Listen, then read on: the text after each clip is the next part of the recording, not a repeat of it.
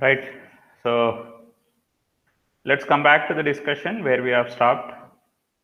So in our earlier classes, we were trying to talk about triangulation. What is meant by triangulation? What is the purpose of triangulation? How do we establish that triangulation network? And how do we understand whether we have got any errors in the establishment of the triangulation control network? All that we have seen. Okay. So let's continue our discussion. Where we have stopped, from where we have stopped. And after talking about triangulation, we'll move on to what is called as trilateration. Okay, and we'll try to understand what is the difference between triangulation and what is the difference between trilateration. Okay, trilateration, and what is the purpose of trilateration over your triangulation. All that we'll be trying to talk about in today's class. And at the end, we'll try to discuss about what is called as, already we have talked about this, trigonometric leveling. Okay, but in that trigonometric leveling, we will be talking about what is called as axis signal correction. Okay, we'll try to understand what is the use of that trigonometric leveling and why do we go for that axis signal correction in the case of trigonometric leveling. So let's quickly move ahead to continue our discussion. That is intervisibility of heights and distances of triangulation stations. So whenever we are talking about this triangulation network, important thing is that establishing the position of your triangulation stations is very important. And when you are trying to say, okay, here is one triangulation station, somewhere here I have got another triangulation station, here is another triangulation station. Okay, so when you are mentioning this is some triangulation network where I have represented some set of triangulation stations. So when I am viewing from one triangulation station, the other station, when I am looking at the other station from this particular station, so whether that particular station is visible to me or not, when I am viewing through the telescope of that instrument, what I have set up. Okay, that's very important for us. So intervisibility of the different triangulation stations from each other is very much important. So this intervisibility is basically going to be depending on certain various factors. Okay, so which we'll be trying to understand now. The intervisibility between stations is the most essential condition in triangulation, because without knowing where is the other triangulation station, you cannot go on to build your triangulation network. Okay. So your stations, what you are representing as your triangulation stations, so-called stations which are called as triangulation stations, they are to be intervisible from one another. When the distance between the stations is too large, let's say for example, I have got one triangulation station here, another triangulation station relatively very far away. So if the distance between two triangulation stations is relatively large, or the elevation difference between those two triangulation stations is relatively small. Let's say for example, if I look at the slide, okay, this is one triangulation station, this is your profile of the ground. Okay, so on that ground surface I have located one triangulation station here, another triangulation station here. If the elevation difference between these two triangulation stations, okay, so if the elevation difference between these two triangulation stations, this is the elevation difference between these two triangulation stations. So if the elevation difference between these two triangulation stations is relatively small, or if the distance between those two triangulation stations, the horizontal distance what you are referring to, so if the distance is relatively large, so because of the effect of your earth curvature, because once we say the distance between the two triangulation stations is relatively large, then your curvature of the earth comes into picture. Okay, so due to the effect of curvature of the earth, when you are going to be setting up the instrument at one triangulation station and when you start viewing at the other triangulation station, it may not be sometimes possible to see where is your other triangulation station because of the effect of your earth curvature. Okay, so in such scenario, what we say is that you should be careful in locating the position of your triangulation stations and understanding at what height your so-called signals are to be established and at what height your instrument has to be set up. Okay, so earlier when we were trying to talk about, we have discussed various things like we have discussed about what is called as signals, we have talked about what is called as towers.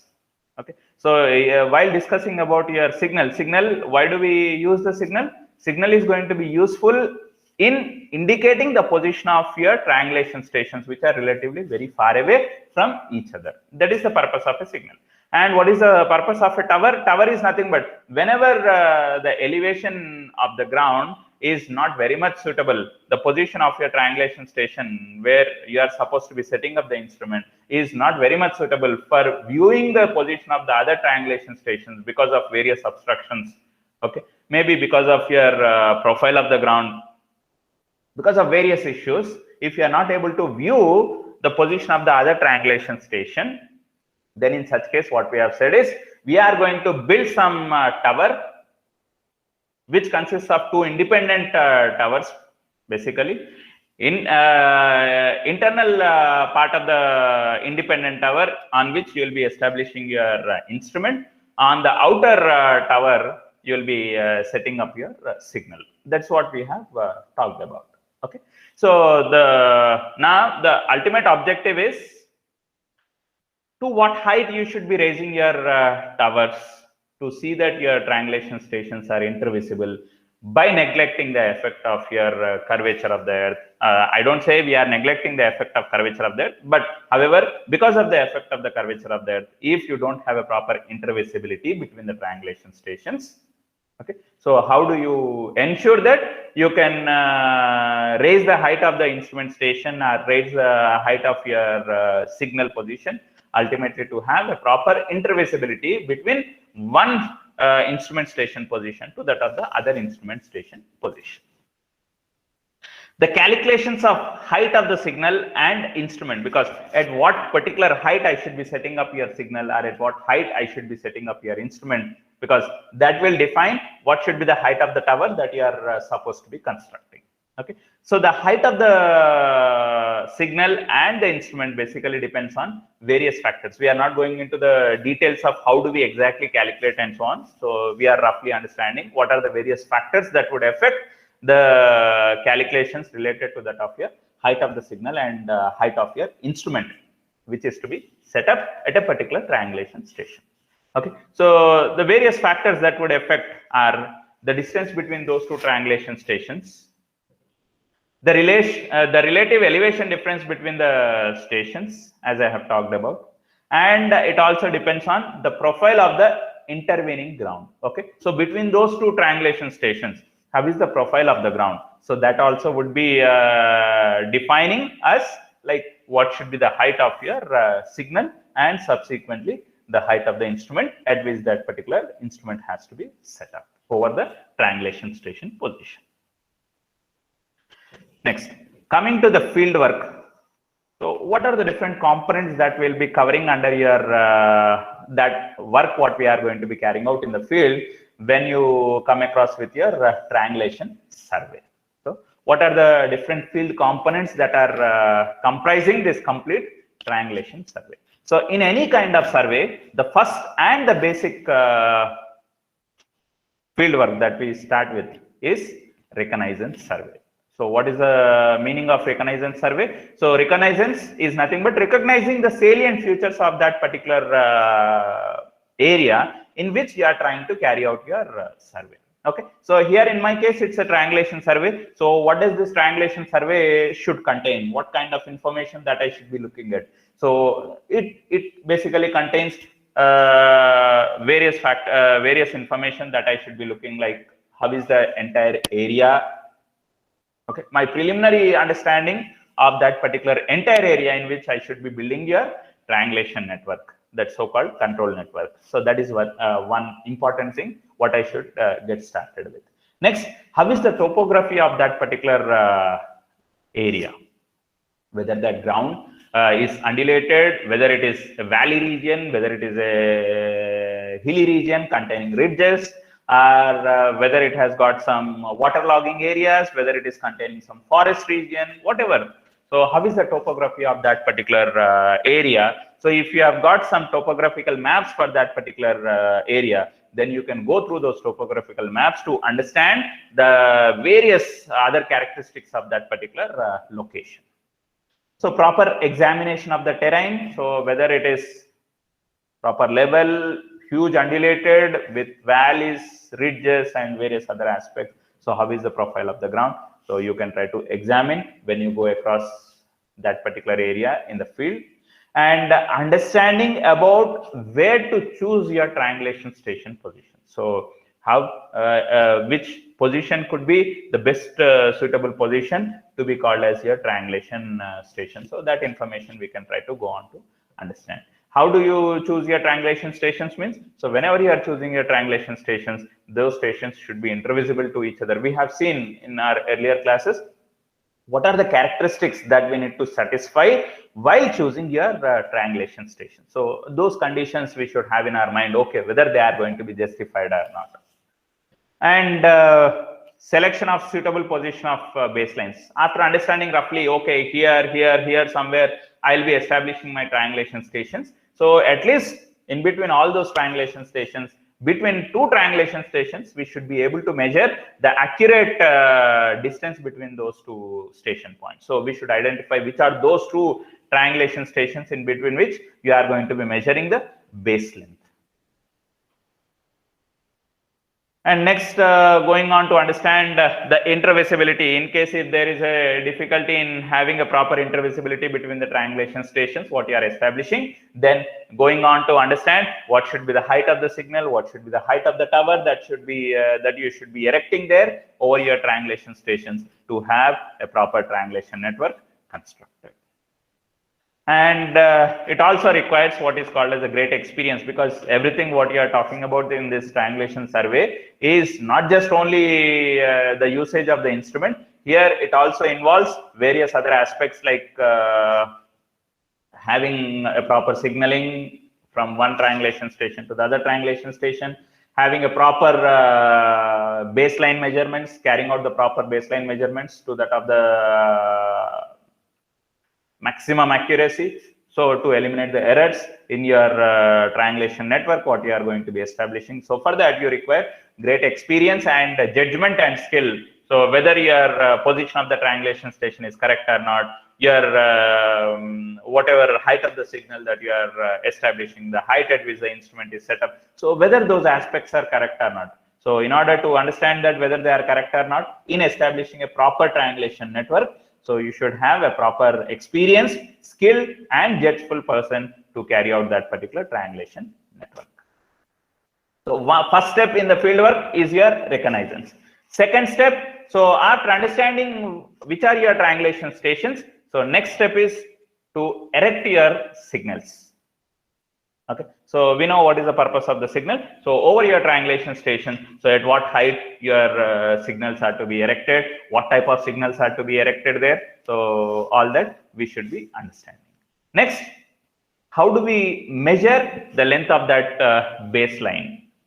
Okay, so whether I should use EDMI instrument, whether I should be using your inward tape, or whether I should be using your simple chain-r tape. So depending on what type of, whether I should use your total station, so what type of instrument that is required to measure your baseline. So I should understand that, and accordingly I should be measuring the base length, the length of the baseline very accurately. And based on that length of the baseline, you are going to be finding out the lengths of various other survey lines established in that particular triangulation network. So once the length of the baseline is known, so by making use of the length of the baseline and by subsequently calculating the horizontal angles between different survey lines existing in that triangulation network, we can go on to find out the unknown lengths in that triangulation network. And for carrying out some checks in between, we say we are going to be carrying out some, we are going to determine some bearings at some stations, which are called, those particular stations where the bearings are measured are called as your Laplace stations. Okay, so why these bearings are measured at different places is for checking the accuracy of your work what you are carrying out. And upon checking the accuracy of the work, so we will be finding out whether we are committing any errors in the process of establishing that particular network. So if there are some errors, then we should think of what could be the alternative methods by which you can adjust that error. And by adjusting that error, then we say we are minimizing that errors and that so-called control network what you are establishing for carrying out your survey is going to be the correct control network for subsequently taking up your survey. Okay, so ultimately, in order to establish a proper control network, you should have some sequence of things which are to be taken care. So first, understanding the condition of the ground. Next, locating the position of your triangulation stations. Over the position of triangulation stations, establishing at what height your signals are to be placed, what type of signals are to be used, and at what height the instrument has to be set up for measuring the horizontal angles, and what type of instrument that is to be used for subsequently measuring the length of the baselines, and for cross-checking the accuracy of the work what you are carrying out. At certain places we are going to be measuring the bearings of the line to cross verify, and at some places you will be measuring the lengths of some check lines.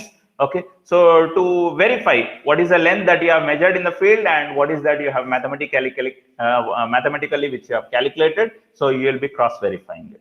In case if that calculated values are not matching with what you have measured in the field for some particular survey lines as a check, okay, so you should adopt certain methods or techniques by which you can adjust that error what you have encountered. So by adjusting that error, the subsequent control network what you are establishing by triangulation method, that control network is said to be the appropriate control network, and with the help of that control network you can go on to find out the position of various aspects in that particular field.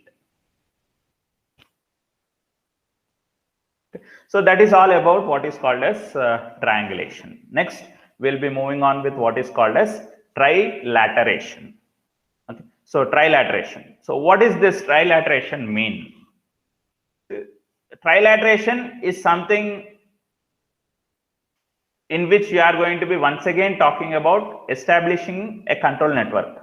So if you can recall, when we have talked about control network, we said control network is of two types: horizontal control network and vertical control network. In the process of establishing the horizontal control network, we said you have got triangulation technique, you have got trilateration technique, and so on. So trilateration technique is once again nothing but it's a process of establishing a control network, which is particularly a horizontal control network.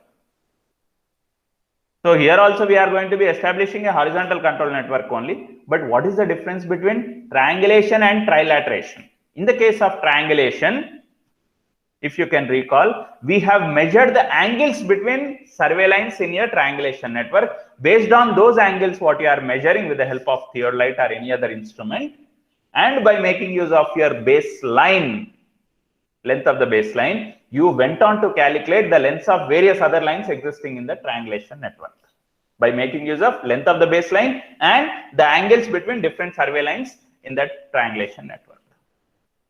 There in triangulation, you measure the angles, but here in the case of trilateration, you are going to be measuring the lengths of those survey lines what you are establishing in your control network. Here we are not measuring any angles. What we are measuring is lengths of all those lines are accurately measured with the help of any instrument which is most suitable for measuring the lengths of those lines accurately.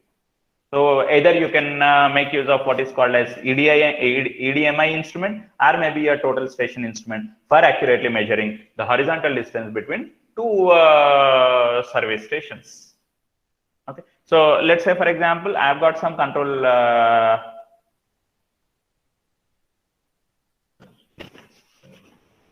let's say here is some triangulation station, station A. Here is another triangulation station, station B. Here is some other triangulation station, station C. And I'm just trying to establish a control network. So once again, this particular control network, what we are going to be forming would be because of your triangles, or maybe with the help of your figure which is forming that control network. Could be either a triangle, it could be either a quadrilateral, it could be either a polygon, centered polygon. So whatever it is, or a combination of those. So ultimately, the way how we are going to be talking about establishing the control network, everything is same as that of your triangulation. Only difference is, in the case of triangulation, we measured these angles between the survey lines at survey station. But in the case of trilateration, what we are going to be doing is, we are not measuring these angles. Then what I am measuring? I am going to be measuring the lengths of these lines.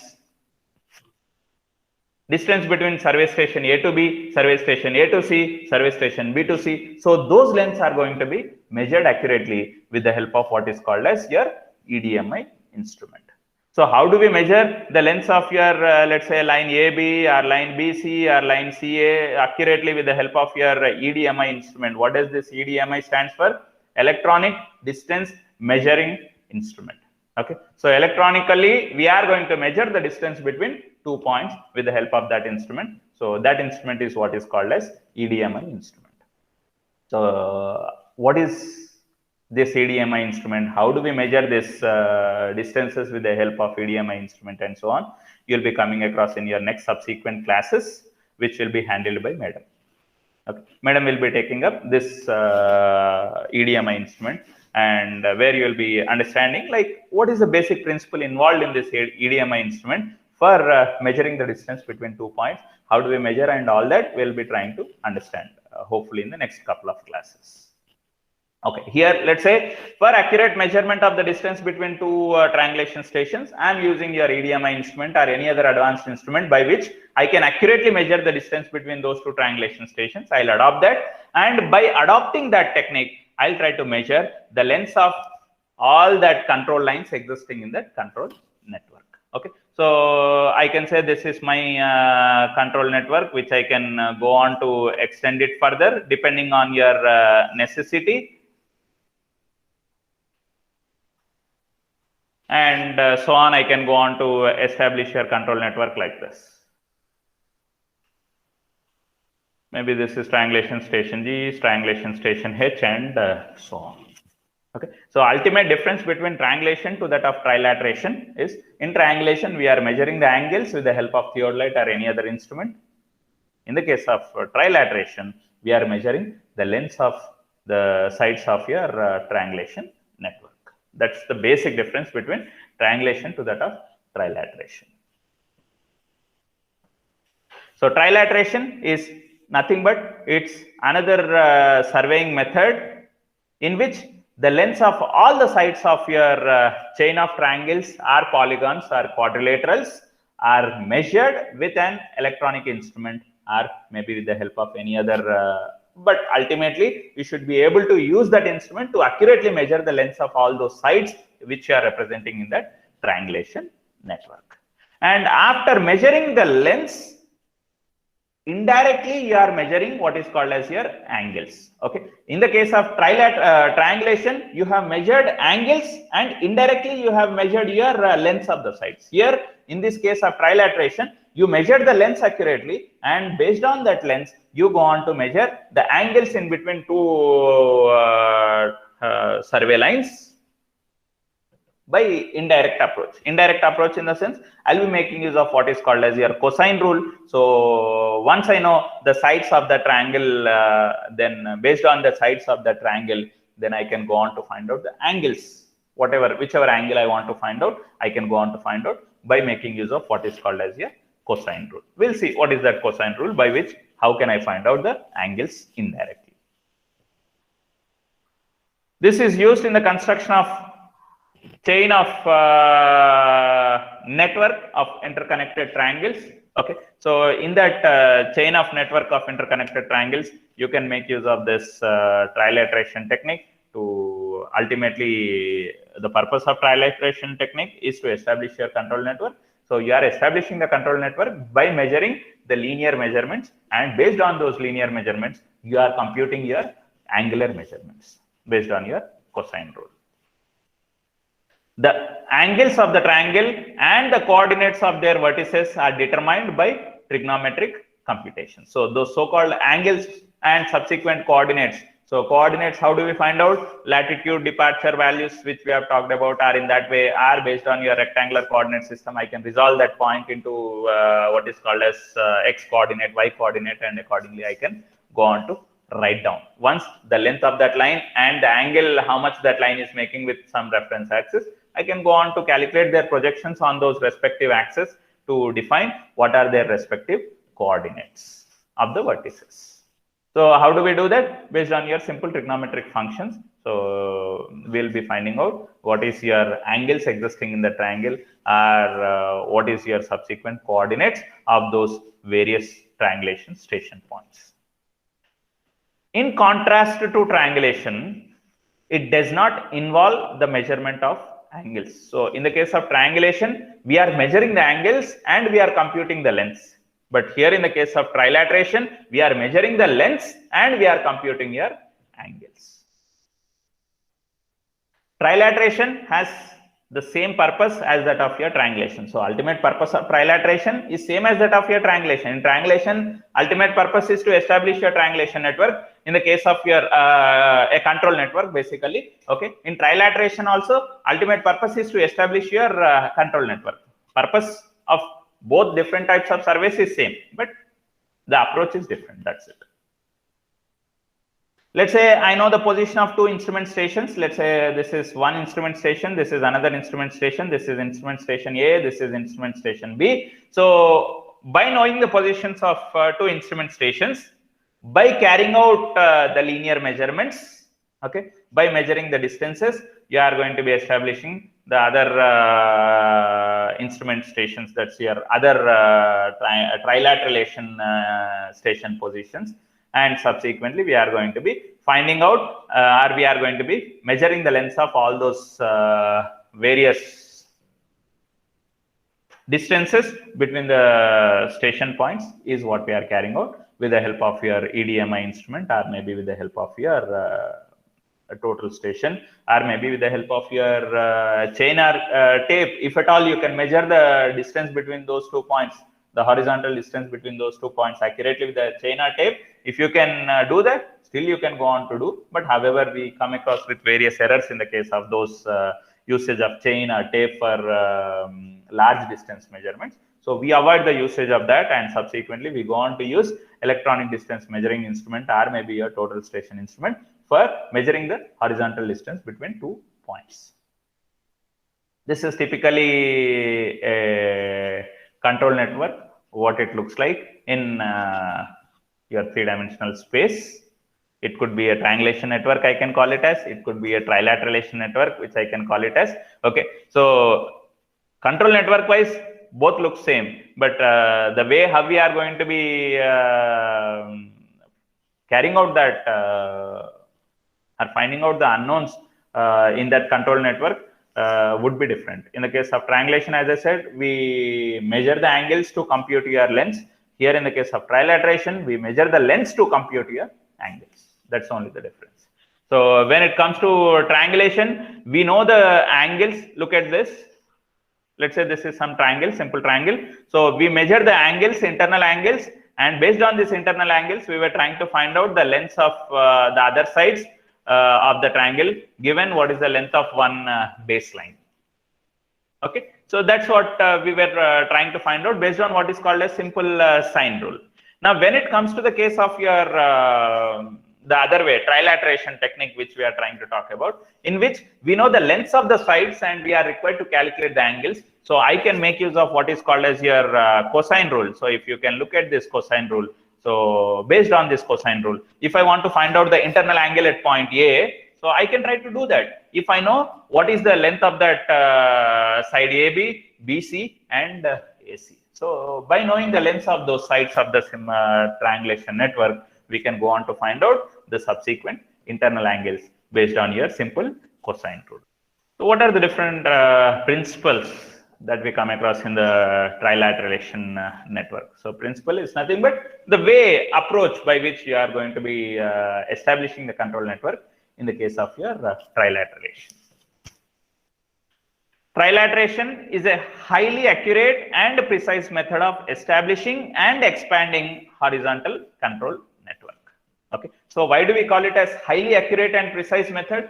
Because we are exactly measuring the linear measurements, lengths of those lines we are exactly measuring, and the subsequent control network what we are establishing and expanding further to cover the complete area, Okay, so that way of establishing the network is said to be relatively more accurate, because from angles, if you go on to compute the length what you are computing might have some errors because of errors in the angles what you are computing.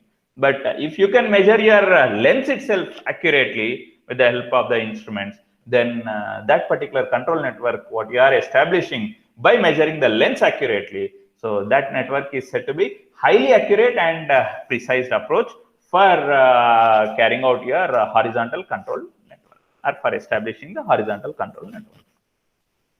The method of control survey in which a network of triangles is used, as in the case of your triangulation system. In the case of triangulation system, how we have gone ahead in establishing your triangulation network, in the same way here also we'll be doing it. All the three sides of each triangle are measured in the field with the help of your distance measuring instruments like EDM, or maybe tapes, or any other apparatus or the instrument which can help you in accurately measuring the distances between 2 points.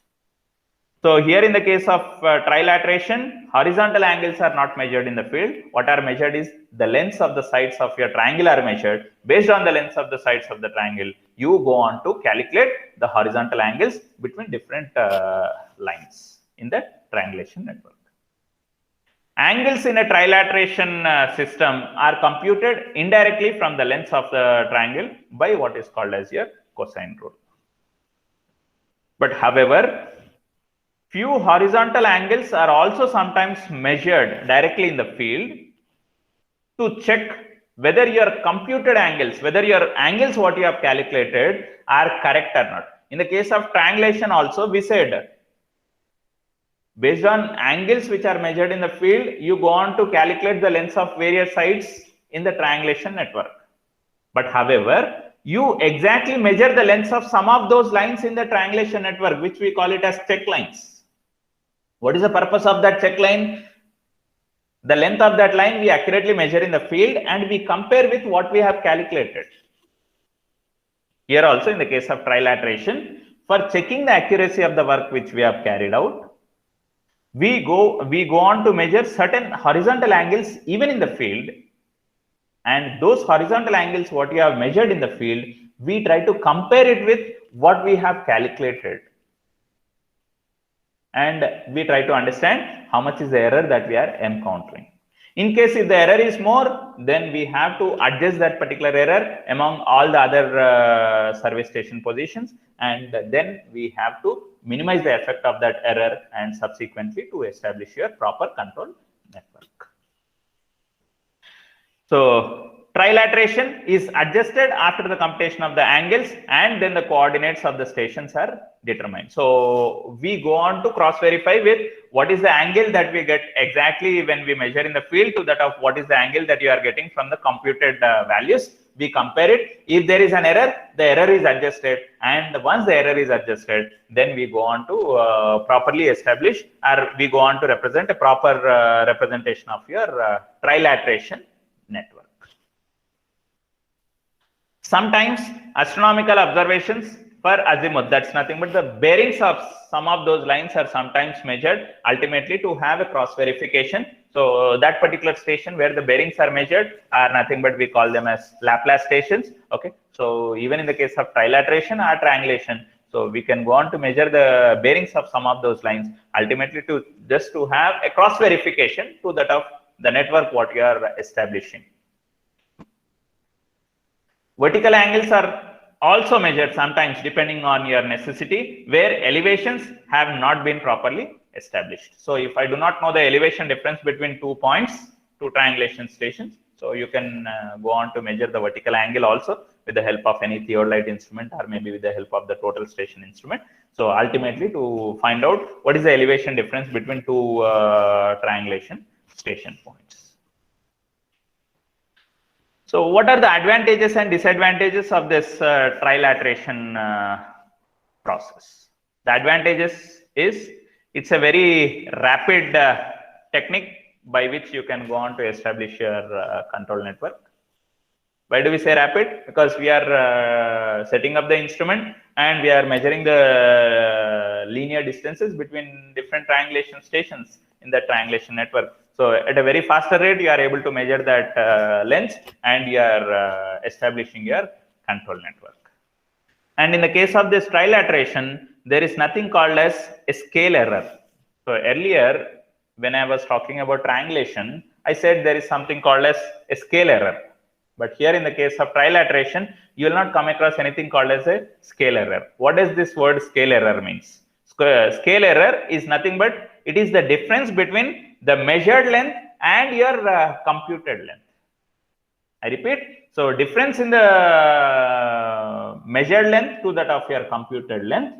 So that difference in the measurement is what is called as your scale error. Because in the case of trilateration, we don't come across with any error in terms of what is that we are measuring and what is that we are computing. We are not computing any lengths, because why do we say we are not computing any lengths in the case of trilateration? We are accurately measuring those lengths. What is meant by computing? We are not calculating the lengths. We are measuring the lengths. Okay. As the lengths of the lines are accurately measured in the field, so there is nothing called as error in terms of your lengths. So that's the reason why we say they will not come across with anything what is called as a scale error in the case of your trilateration. Okay, so it's not just only about your advantages. We sometimes also has got some disadvantages with the help of, in the case of this trilateration surveying method. So what are those? Check for internal angles is not possible. Okay, sir, earlier itself you said we can go on to calculate the horizontal angles from those lengths. Yes, we can go on to find out the internal angles, but however, directly in the field you are not measuring those horizontal angles. So that is what is called as your one of the disadvantage in the case of your trilateration. Determination of horizontal distance along sloping ground is not possible in the case of your trilateration network. What does it mean? Let's say, for example, if my ground is like this, it's a sloping ground. This is one particular point where I have got my trilateration station. This is another station. Now, can I find out the distance between this station point and this station point? Yes, if I set up the EDMI instrument, then I can go on to have my reflector placed at station point B, and we'll have an electromagnetic wave pulse which is generated. So this wave pulse will travel to your till your reflector, and reflector reflects that wave, and the wave comes back to your station A, where you have a receiver which is going to be existing to that instrument itself. So receiver captures the wave, and what we are ultimately carrying out here is how much is the time required for your wave to travel from instrument station A to your reflector, and from the reflector to come back to the receiver at station A position. So what is the total time taken for your electromagnetic wave to travel from A to B and from B to A back? So that total time is captured, and based on that time, we are going to be calculating what is the distance traveled by your electromagnetic wave. Okay, and that distance traveled by your electromagnetic wave is what is called as the distance between your point A to B. Now, if you can look at here, that length, whatever I am measuring, is nothing but it's an inclined length, or it's an inclined distance between point A to point B. It's not the horizontal distance. Okay, so if I want to find out the horizontal distance in any network, when we are trying to talk about what is the distance we are actually talking about, it's a horizontal distance between those 2 points, between those 2 stations. So that horizontal distance is something what I cannot calculate in the case of this trilateration network, because the length what I have measured is the inclined distance, not the horizontal distance. Sir, why can't we find out the horizontal distance accurately? So, without taking up any additional ways or means by which I cannot directly calculate this horizontal angle, because the way how I view at my reflector is in the inclined direction because of the profile of the ground to be inclined. So in such case, whatever the distance that I have measured is the inclined distance. Once you know the inclined distance, I do not know what is this angle of inclination, because in trilateration we are not measuring the angles. How much angle that so-called inclined measurement is making with the horizontal, that angle is not known to us. If that angle is not known to us, we cannot go on to calculate what is the horizontal distance between those 2 points existing along the sloping ground. Okay, this is one of the disadvantage. But however, we can overcome this difficulty by constructing a tower. Let's say at station A position, I can go on to construct a tower, and on that tower, what is constructed, I can go on to set up your instrument, and I can have my line of sight of the instrument perfectly horizontal, bisecting the reflector which is placed at point B, and then I can subsequently calculate what is the horizontal distance between the station A position to that of your station B position. But however, by direct process, you cannot calculate the horizontal distance along that sloping ground. And the other disadvantage is errors in the case of EDMI measured lens. So we are saying EDMI itself is an instrument which is accurately measuring the lens. The lens between 2 points are accurately measured with the help of EDMI instrument is what we are saying. Then once again we are talking about the disadvantages with respect to the EDMI instrument, that is related to that of the measured lens. What does it mean? Error in EDMI measured lens. What does it mean? Why do we come across with the errors with respect to that of the lens which are measured with the help of EDMI instrument? See, sometimes what happens is when your electromagnetic pulse is generated, when that wave is passing through any industrial area, okay, even in the case of triangulation network also we said limitations in which there is an issue if your line of sight is passing through the industrial area, above the industrial area and so on. So in the same way here also, if the line of sight in the direction which your pulse is generated, if that particular direction in which the wave is traveling, electromagnetic wave is traveling, so if it is passing through the region of your industrial locality, so what is going to happen is, because of the atmospheric conditions existing in that particular industry established location, so the wavelength, when your wave is passing through that particular atmospheric condition, so the wavelength, you might have some variation. You may not see a proper passage of your wave till your reflector, or sometimes your wave might get reflected because of some obstruction in the atmospheric pressure conditions here in this region. So because of all such, the measured lens with the help of EDMI may not be 100% accurate. That's one of the disadvantage. But however, so apart from that particular locality where you have your industrial area over which your electromagnetic pulse is being generated, and that pulse is electromagnetic wave is traveling over that particular region, apart from that, in all the other places where you are using your EDMI instrument, the measurements what you are carrying out are said to be relatively very, very accurate. But however, in that particular case where your measurements are carried out in the region where the pulse is traveling through your industrial established locations, so there the measured values are not relatively accurate with the help of EDMI. So what is the fieldwork that is involved in the case of trilateration survey? See, in the case of trilateration, we are not talking about everything very much in detail, because everything whatever we have talked about in triangulation is same as that of what we are coming across in your trilateration survey. The purpose of triangulation and trilateration both are same. Both are used for establishing your horizontal control network. But the way by which you are establishing the horizontal control network by triangulation is different from that of your trilateration. Otherwise, everything whatever we talk about, the signaling system, the intervisibility between trilateration stations, everything whatever we have talked about, is same applicable for your trilateration survey also. In triangulation, angles are measured. Trilateration, lengths are measured. That's it. Apart from that, all the other things remains the same. Okay, the field work of, this is not triangulation, this is trilateration. Yeah, the field work of trilateration involves the following steps.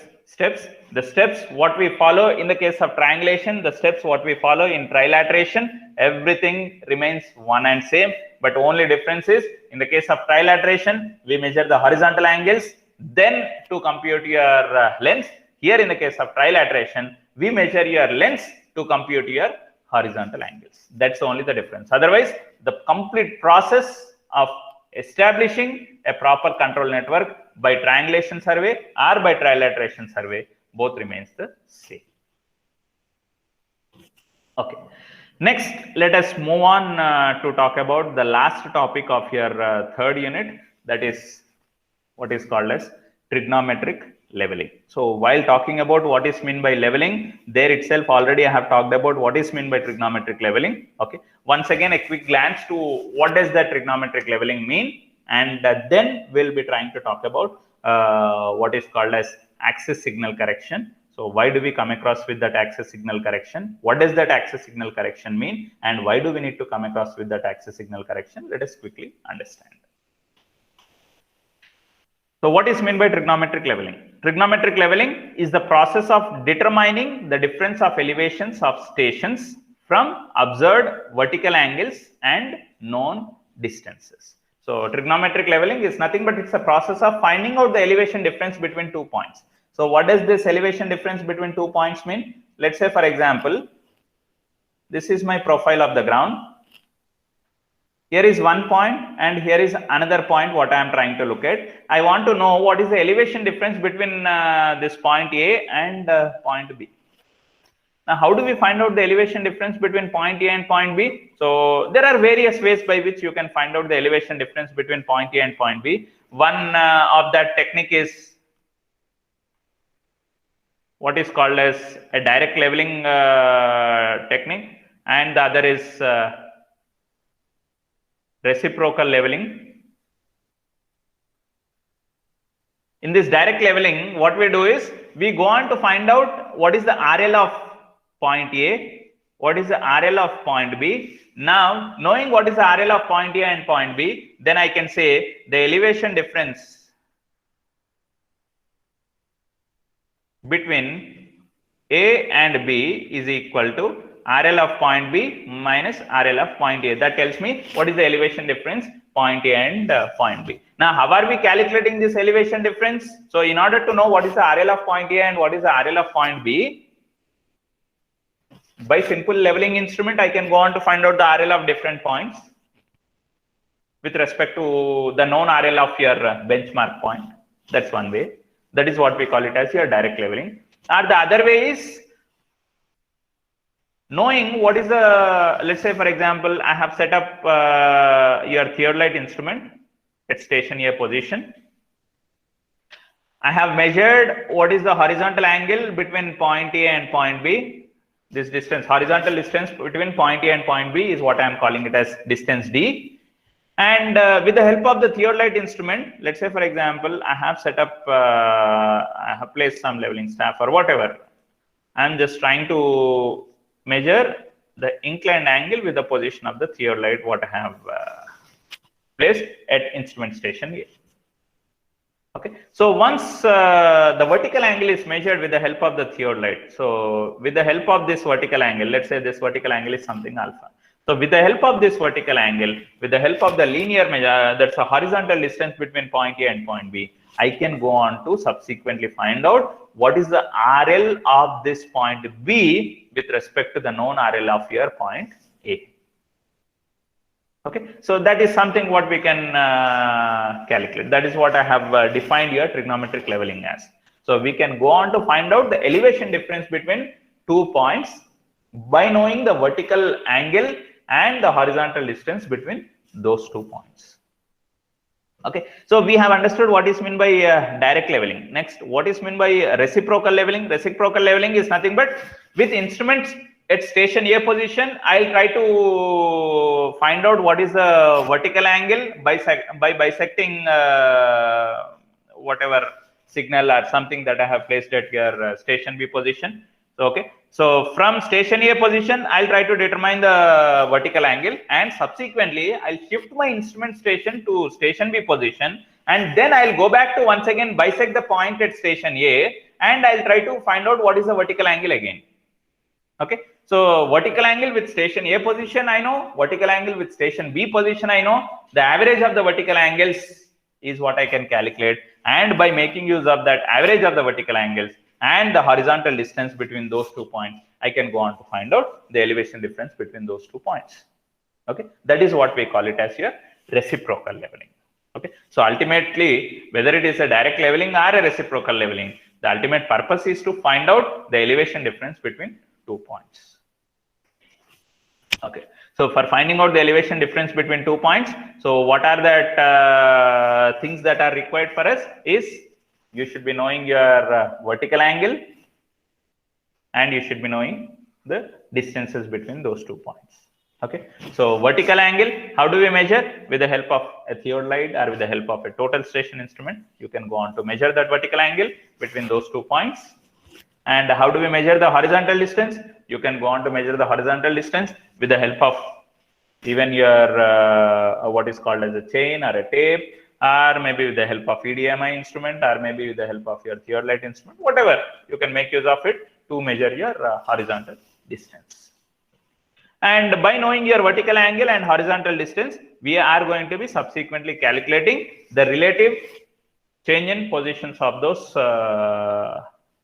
points which you are looking at with the help of your simple trigonometric functions. Okay, so yeah, just let's understand this. Note what is mentioned here. If the distance between the instrument station and the object, that is nothing but the distance from point A to point B, if it is relatively small, then the type of survey what we are carrying out, we assume it to be a plane survey. Plane survey in which we say the effect of your curvature of the earth and effect of the refraction is neglected. But however, if the distance between those 2 points is relatively large, then in such case, the effect of curvature, effect of refraction has to be taken into consideration, and accordingly we have to apply what is called as your curvature, earth curvature correction, and correction for refraction, and accordingly we have to measure the distance between those 2 points, taking into consideration of those various corrections that are to be adopted. Yeah. So methods of observation of your elevation difference between points is already what I have talked about. By direct method you can go on to calculate, or by reciprocal method you can go on to calculate, ultimately to find out the elevation difference between 2 points, what we are looking at in the case of your trigonometric level. Okay, so let's quickly understand something what is called as axis signal correction. Okay, so what is the meaning of this axis signal correction? When you are viewing through the theodolite, the line of sight, whatever you have, when you view through your theodolite, the line of sight, whatever we are having, has to be corrected for. Okay, what does it mean? So the axis of the telescope, the line of sight through the telescope is nothing but it's the axis of your telescope. So whatever the observation that we get, the angles that we measure with that particular line of sight, so those angles have to be corrected, taking into consideration of the effect of refraction and the effect of Earth's curvature. Because in the case of your triangulation network, or in the case of trilateration, when you are talking about the usage of theodolite for measuring the horizontal or subsequent vertical angles, if the distance between those stations is relatively large, then we understand that the effect of curvature and the refraction has to be corrected for. Okay, so that effect of curvature and refraction, if I need to correct, then subsequent angle what I have measured is not said to be the correct angle, because those angles are also to be corrected. It's not the linear measurement what I am getting is corrected. How are we getting the linear measurement in the case of your triangulation network? We find out the angle. From that angle, we find out your lengths.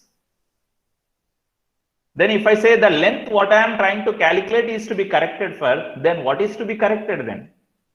I should correct the angle then.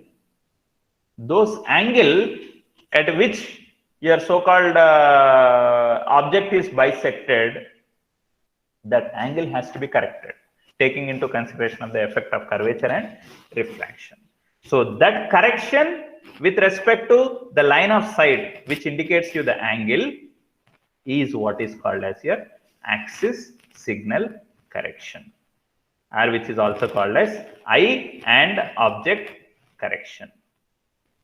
Okay. So when do we come across this axis signal correction and so on? Let us try to understand. In order to observe the points from the theodolite station, signals of appropriate heights are erected at points to be observed. So in the case of triangulation network, or sometimes in the case of trilateration network, where you are measuring your angles with the help of theodolite for cross-checking, for finding out the errors in the calculated values.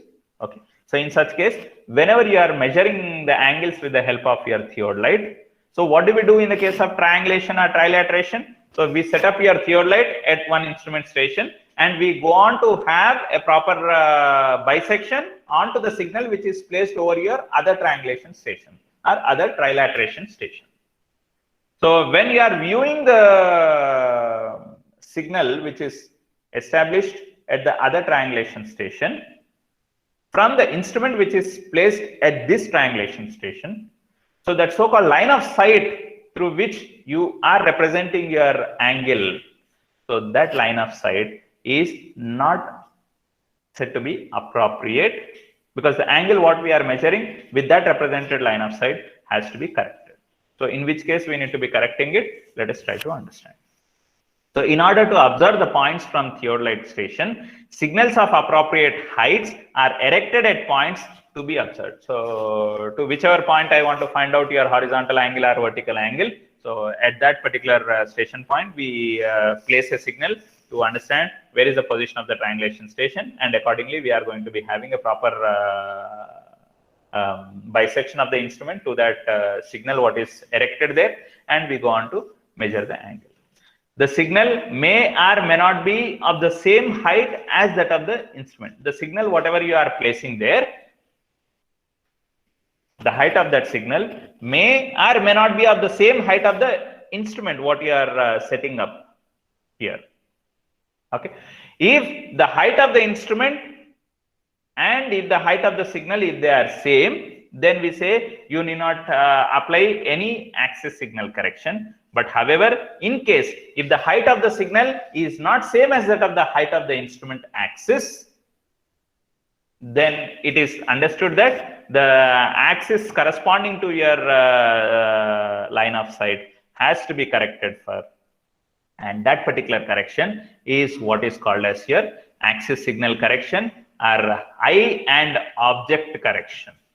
We either call it as axis signal correction or eye and object correction. It is otherwise also sometimes called as instrument and signal correction. Okay. So that particular axis signal correction is to be applied for the angles what you are measuring, and once that axis signal correction is applied, then the angles whatever are corrected are to be used for computing your linear measurements or for computing the lengths. Okay. So look at here. This is some sloping ground, or some profile of the ground is something like this, whatever you could see. This is point A, this is station B. Okay, I have got two stations, station A and station B. At station A, I have got your instrument which is placed, and subsequently the signaling system which is established. As well as at station B position also you have your theodolite, and subsequently the signaling mechanism which is established. Okay, so when is this axis signal correction or eye and object correction or your instrument and signal correction is required. Whenever the height of the instrument, let's say my instrument is now set up at A and I am trying to bisect the signal which is placed at station B position. Okay, so when the height of the instrument which is set up at A is not same as that of the height of the signal which is existing at station B position. So whenever your H1 is not equal to S2, what does this H1 mean? H1 indicates the height of the instrument at A. S1 here indicates the height of the signal which is set up at A. H2 indicates the height of the instrument when it is set up at B. S2 indicates the height of your signal which is set up at B. Okay, so you understood what is H1, you understood what is S1, you understood what is H2, you understood what is S2. And the distance between point A and point B, the horizontal distance between point A and point B is what I am writing it as this capital D. And let's say when I am viewing through the theodolite which is set up at point A, for bisecting your so-called signal which is located at your station B position, the vertical angle what you are coming across with is what I have measured as alpha angle. And likewise, when you are viewing through the theodolite which is set up at B to bisect the position of your signal which is there at station A position, the corresponding angle what you are going to be getting, let's say it is some beta angle. Now the ultimate objective here is the alpha angle and beta angle what you are going to be measuring, whether they are said to be correct angles or inappropriate angles. Okay, so how do I understand that? So those angles what you are measuring as alpha and beta with instrument station at A or with instrument station at B. So those angles whether they are correct or not, if I want to know, first I should be knowing whether the height of the instrument at A and the height of the signal at B, whether they are same or not. In case if the height of the instrument at A and the height of the signal at B, if they are same, and vice versa. If the height of the instrument at B and if the height of the signal at A, if they are same, you need not apply anything called as axis signal correction. In case if the height of the instrument at one point and the height of the signal at the other point, if they are not same, then the angles whatever we have measured, that so-called vertical angle what you have measured is said to be corrected for, and that vertical angle correction is what we call it as your axis signal correction. Okay, so this measured angle alpha and the subsequent measured angle beta, they may or may not be correct. When they are going to be said, when they are said to be correct, if the height of the instrument at one station and the height of the signal at the other station, if they are same, then the measured vertical angle is correct. But in case if those heights are not same, then the measured vertical angle is said to be corrected for. So let's say the correct line of sight should have been something like this. Okay, then in such case, my correct vertical angle is not actually alpha, rather it should be something represented as something alpha 1, let's say. And this deviation in the vertical angle is what I am calling it as something delta 1.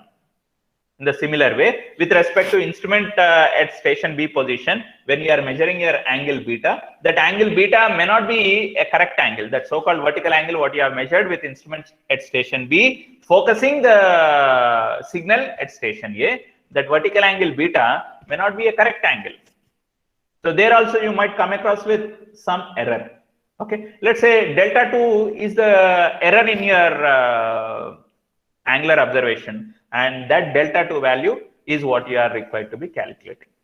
So if I know what is this delta 1 and delta 2 values, then subsequently that so-called alpha 1 value which is said to be the correct vertical angle and beta 1 value which is said to be the correct vertical angle at the other instrument station, so they can be calculated.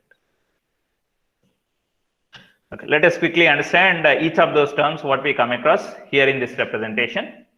H1 indicates the height of instrument at A, H2 indicates the height of the instrument at B, S1 indicates the height of signal at A, S2 indicates the height of signal at B, D indicates the horizontal distance between station A and station B position. Alpha indicates observed angle of elevation uncorrected for the axis signal. Uncorrected means with before the application of axis signal correction.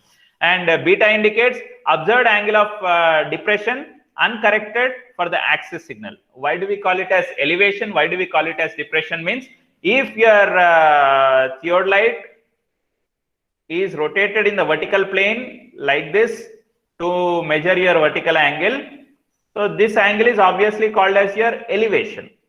In case if the theodolite is placed here and the position of the theodolite is rotated in the downward direction to measure the angle to focus at your signal, so that measured angle is in the downward direction, which we call it as a depression. One is an elevation, other is a depression. That is only the difference. Sir, is it compulsory that if one angle is elevation, other angle has to be depression? If are we not going to have a possibility of both angles to be called as elevation, both angles to be called as depression? It totally depends on how is the profile of the ground, what height at which you have set up the instrument, at what height you have set up your signal. So depending on that, so-called alpha and beta angles, what I am trying to talk about, whether it is to be called as an angle of elevation, whether it is to be called as angle of depression, will come across it. I'm just roughly talking about some case here, that's it.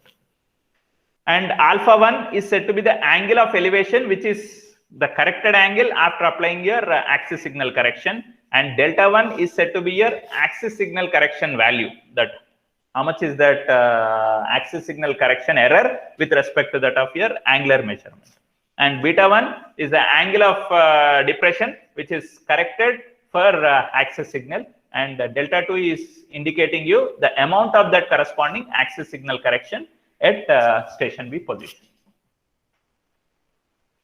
So I am not going into the mathematical derivation part of how to calculate the delta 1 value and delta 2 value. Okay, so we are not going into the mathematical derivation part.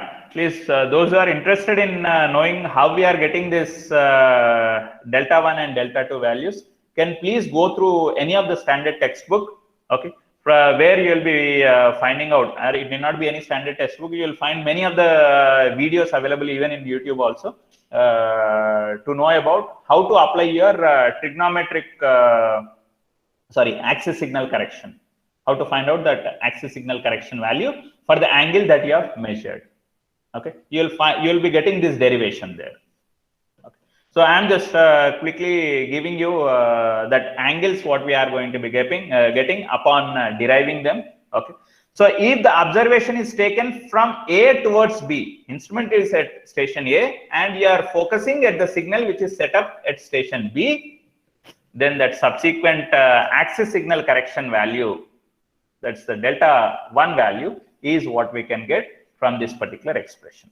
And that subsequent correction what we are going to be getting is always subtractive whenever your that so-called where this delta 1 angle, whatever we are trying to calculate, is corrected for which measured vertical angle?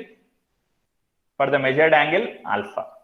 Okay, alpha is the measured vertical angle with instrument at station A focusing your signal at station B.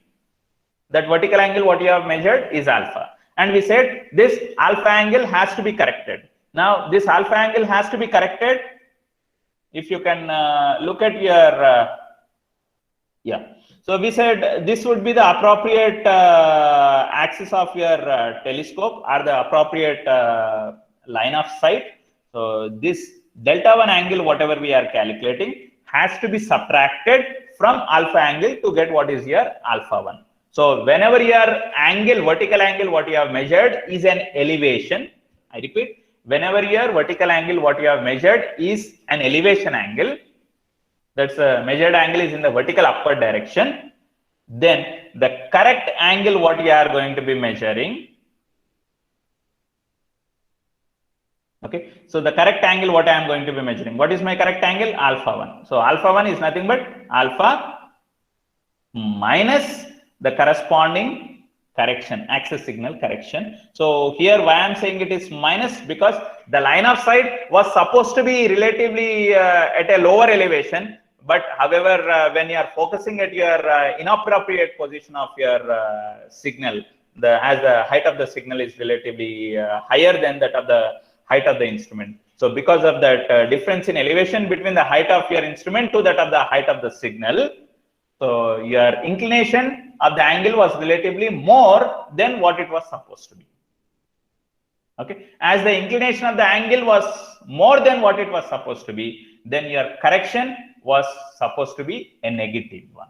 The angle what you are correcting it for has to be a negative correction. That is the reason why your corrected angle alpha 1 is what we write it as alpha minus delta 1.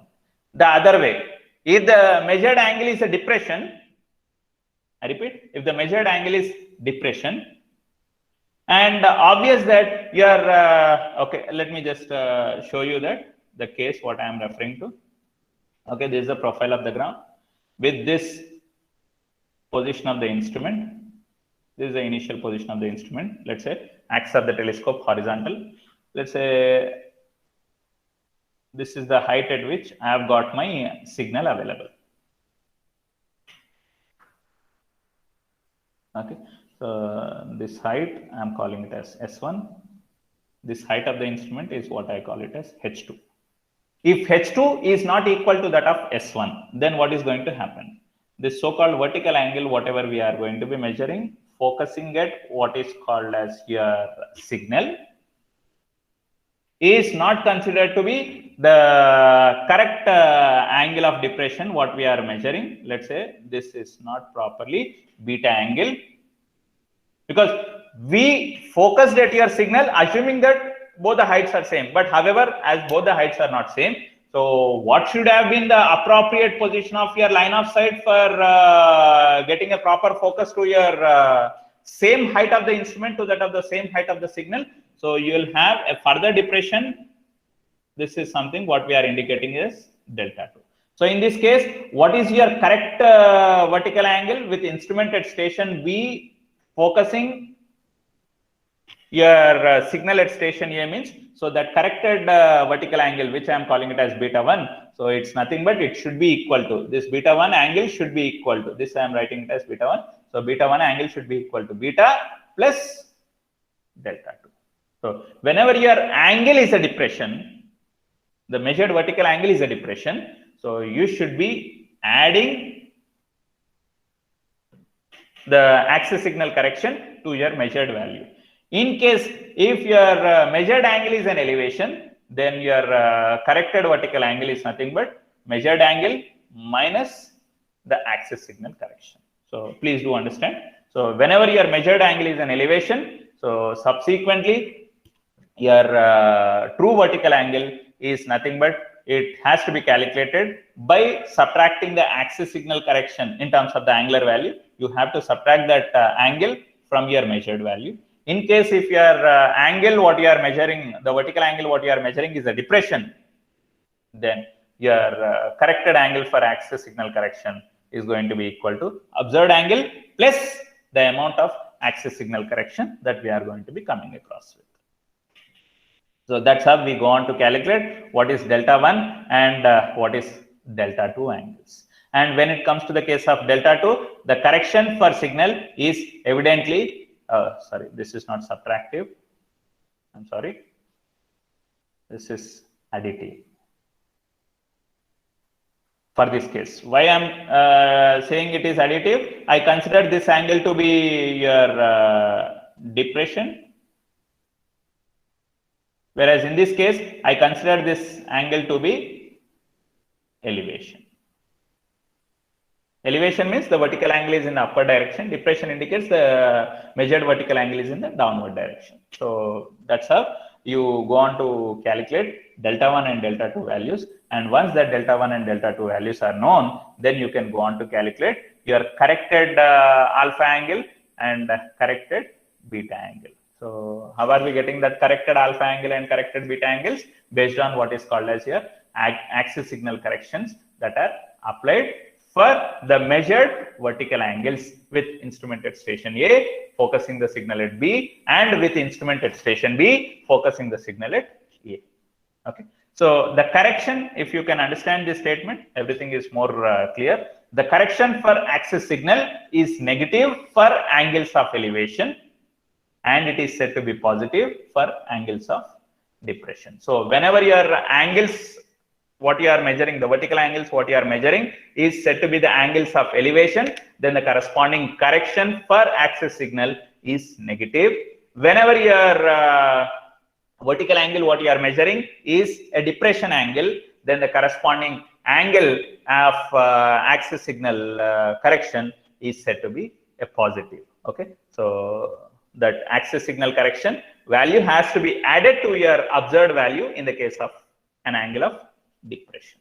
Okay, so this is something about your axis signal correction in the case of trigonometric leveling, and this is what all we have talked about. Is we started with what is meant by theodolite